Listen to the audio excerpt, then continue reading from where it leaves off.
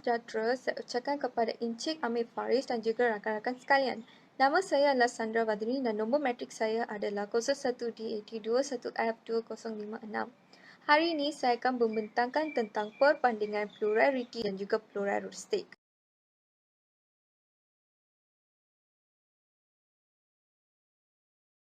Dalam slide ini, kita akan tengok persamaan plurality dan juga pluralistik pada zaman Selat Melaka. Dan ini juga mewujudkan masyarakat pelbagai bangsa seperti Melayu, Cina dan juga India. Mari kita tengok pada persamaan antara plurality dan pluralistik. Pada plurality, pada zaman Selat Melaka, semula jadi dijalankan tanpa paksaan. Seterusnya adalah sukarela mencari kehidupan dan juga kekayaan tanpa memberi kepentingan kepada ekonomi dan juga politik. Kemudiannya, setiap perkara yang dijalankan akan disertai oleh ahli keluarga. Yang akhirnya adalah menjamin ketenangan pemikiran dan juga perasaan. Seterusnya adalah pluralistik. Pluralistik ini dijalankan secara paksaan dan juga pluralistik ini dijalankan demi kepentingan politik dan juga ekonomi. Kemudiannya, perkara-perkara seperti ini tidak akan disertai oleh keluarga dan juga mereka yang berpluralistik tidak pernah akan melupakan negara asal mereka dan juga banyak kagum akan negara mereka.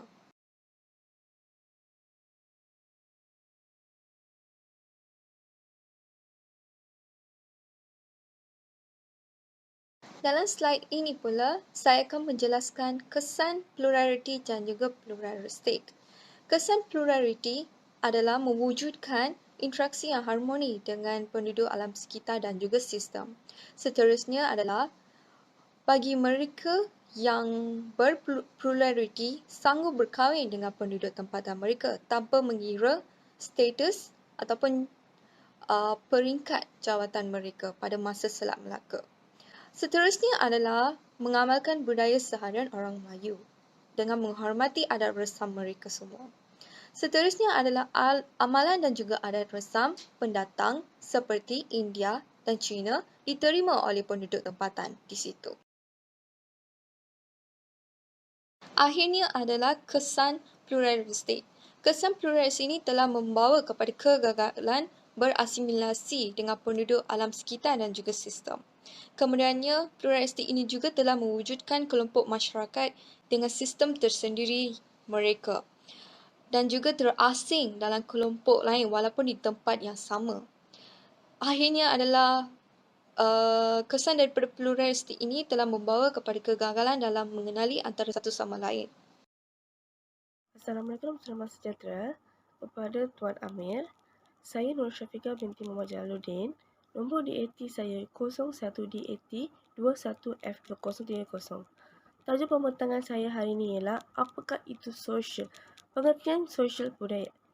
Sosial budaya terdiri daripada dua kata iaitu sosial dan budaya. Sosial bererti segala sesuatu yang berhubungan dengan masyarakat sekitar. Sedangkan budaya berasal dari kata Bontia yang artinya fikiran dan akal budi. Budaya juga diartikan sebagai segala hal yang dibuat manusia berdasarkan fikiran dan akal budinya yang mengandung cinta dan rasa. Jadi kesimpulannya adalah sosial budaya merupakan segala hal yang diciptakan manusia dengan fikiran dan budinya dalam kehidupan bermasyarakat. Seterusnya, pengertian sosial budaya menuruti para ahli.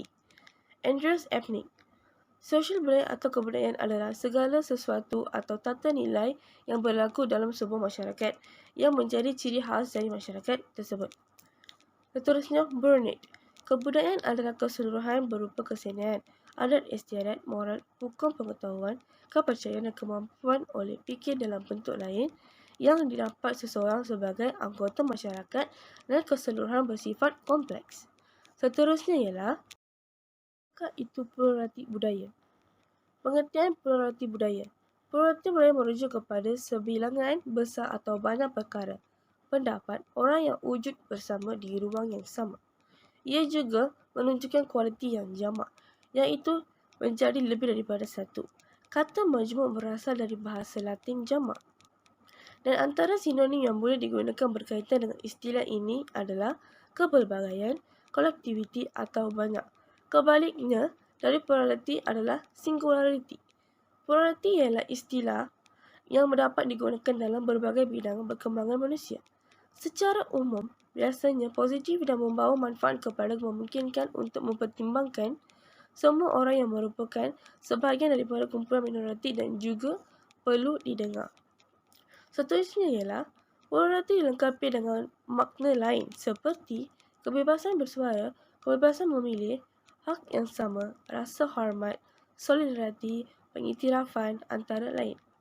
Istilah-istilah ini juga merangkumi konsep yang lebih luas dan lebih kompleks seperti politik, budaya, ekonomi, penyertaan, kepelbagaian antara lain.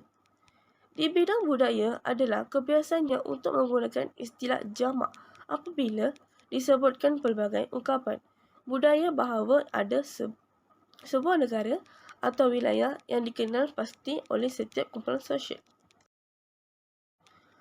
Seterusnya, plurality juga menunjukkan kepada kumpulan etika yang berbeza.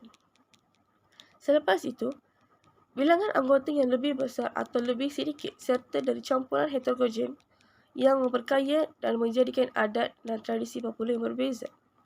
Perlu disebutkan bahawa pluraliti kepercayaan agama yang merupakan sebahagian daripada pelbagai ungkapan budaya dengan kumpulan yang besar, sederhana atau kecil. Dari politik, kemajmukan adalah nilai demokratik sangat dihargai yang menyeratkan pandai pendapat. Dialog wujud bersama dan mencari jalan keluar yang menjana faedah bagi semua pihak yang terlibat. Ini juga menunjukkan kebebasan untuk memilih.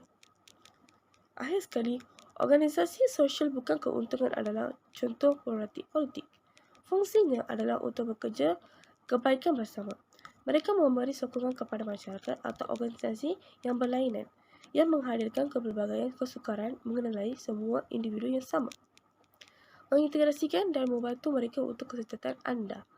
Dengan kata lain, ia adalah tindakan pluraliti.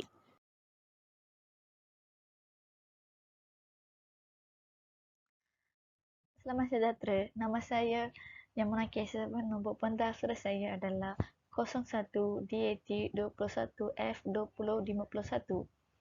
Hari ini saya nak membentang tentang faktor-faktor pembentukan dari segi sosial dan pluraliti budaya.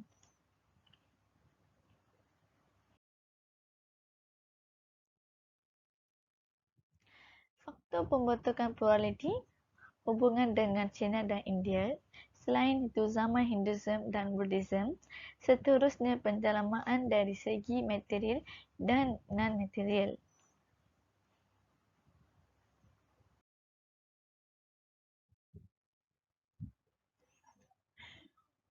Hubungan dengan China dan India telah lama wujud.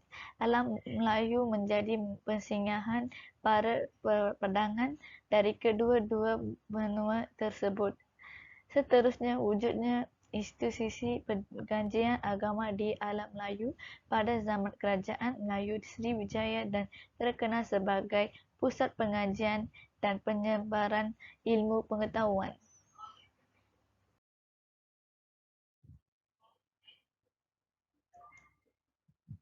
Zaman Hinduism dan Buddhism.